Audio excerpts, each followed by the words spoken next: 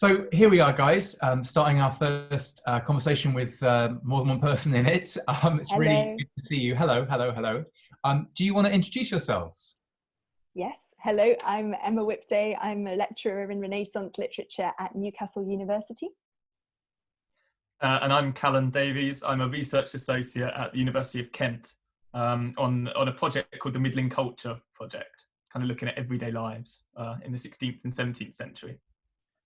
Great. And do you want to say a little bit about the research you both do in addition to that project, both of you? Absolutely. Yeah, so I work on disrupted or unhappy families and dangerous domestic spaces, which seems uncomfortably relevant just now, particularly in Shakespeare's time and in the plays of Shakespeare and other early modern dramatists. Cal? I also work on something that feels uncomfortably topical right now, which is strangeness. So I'm interested in the concept of strangeness in plays of the Jacobean period, the end of kind of Shakespeare's writing and life. So sort of what does that look like on stage? Lots of fireworks, special effects, but also its kind of philosophical resonances. Great, thank you. Technological strangeness and other kinds. Yeah. We're experiencing a lot of that. As a trio, I guess I should say that we, forgive the clock, as a trio, I guess I should stress that all three of us are academics and all three of us work in a similar time period, but we're really keen for these videos to stretch way beyond our own kind of expertise and to get lots of other voices involved as well. So I guess we will be talking quite a bit ourselves about Shakespeare and his friends, but the videos themselves will range quite a bit more widely beyond those topics. So why are we doing this? What do you hope to get out of this? What do you hope to speak about or perhaps hear about from other people? I think for me personally, I'm finding that the current physical isolation quite lonely in terms of I feel like I've lost a lot of my intellectual community, a lot of the people I'd normally chat to over coffee in the library about research or creative projects or ideas. So I just really love to hear what other people are doing, working on, thinking about. And I think the second thing was I'm very aware that I think we all are that an awful lot of people are learning from home who wouldn't normally be. So whether you're meant to be at school or at sixth form or at university or a postgrad, suddenly all of us are on our own with materials. And I think we sort of wanted to put faces and bodies back into it by recording videos where we explore the things we're interested in that might be relevant to people who are learning and working from home.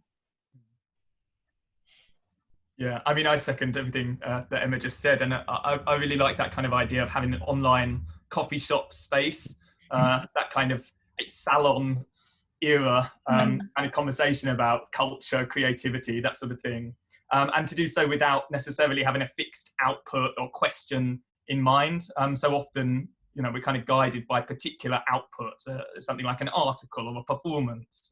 But to just kind of run with the open-endedness of conversation, of what it is actually like to have a coffee with somebody in a coffee shop and let the chat go where it will, guided by some kind of broad themes that are sort of setting them out. So I quite like that idea.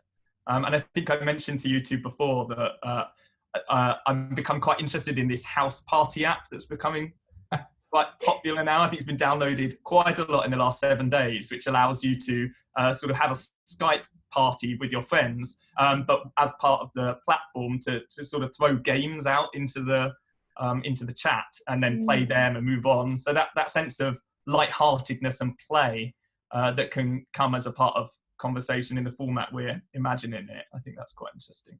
Yeah, I think that sounds wonderful. And I suppose that the other thing on top of that I know we've been talking about a little bit is just that we're getting so much anxiety thrown at us from the online world at the moment, and that it's quite nice to have the possibility of playfulness and also hope and things that offer a way of thinking outside our current situation and looking forward. And I feel like a lot of the things that I'd usually do for hope, like going to the theatre or going to the cinema to react to the screen in time with other people as a kind of communal experience, are cut off at the moment. So new hope-making activities seem a really positive thing that we're seeking, and that I hope these conversations can do.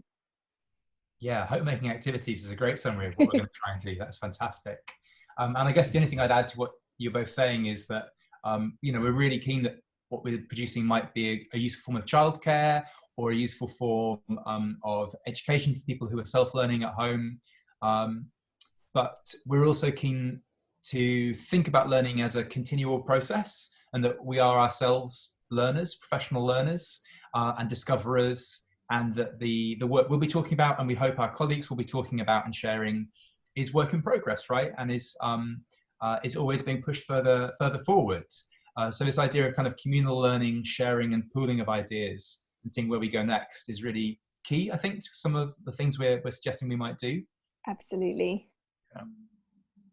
So finally, are there any particular topics or ideas that you're hoping to explore yourselves in these videos? Or are there any topics or ideas you're hoping other people might bring to us and explore in videos that they send us? I mean, personally, I'm really looking forward to hearing about other people's creative projects or ideas they're exploring at the moment. I think for me, because I am slightly obsessed with Shakespeare and just come back to Shakespeare, I keep seeing echoes in Shakespeare of things we're thinking about in the world right now. So in terms of contagiousness, I'm getting really interested in the contagious sort of magic of Shakespeare's witches and other witches in the early modern period. And I'm also interested, because I'm so intrigued by domestic space and what it does in our lives and on the stage.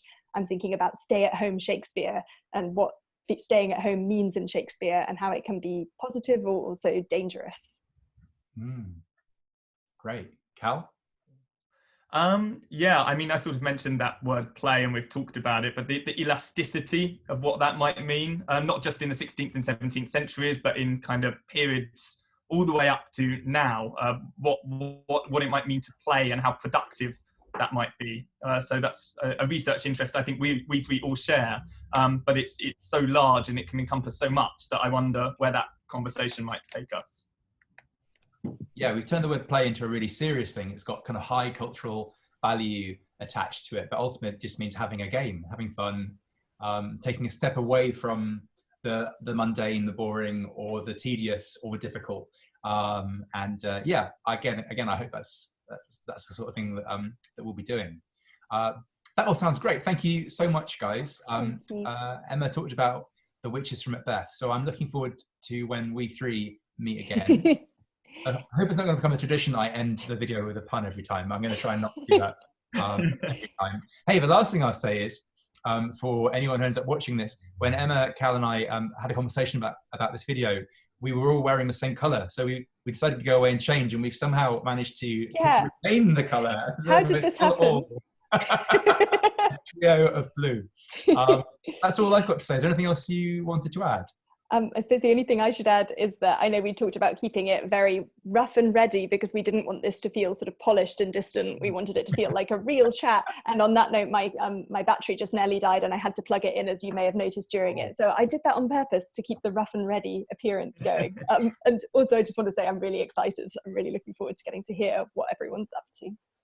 Me too, and it will be rough and ready, both by design and by accident. We embrace that. Yeah. Anything, Cal, you wanted to add? I don't think so, no. I think that sort of covers it, yeah. Great. I'm really looking forward to talking to the two of you again and to seeing where we end up with this. Thank you. Amazing. Thank you. Bye-bye. See you later. Bye.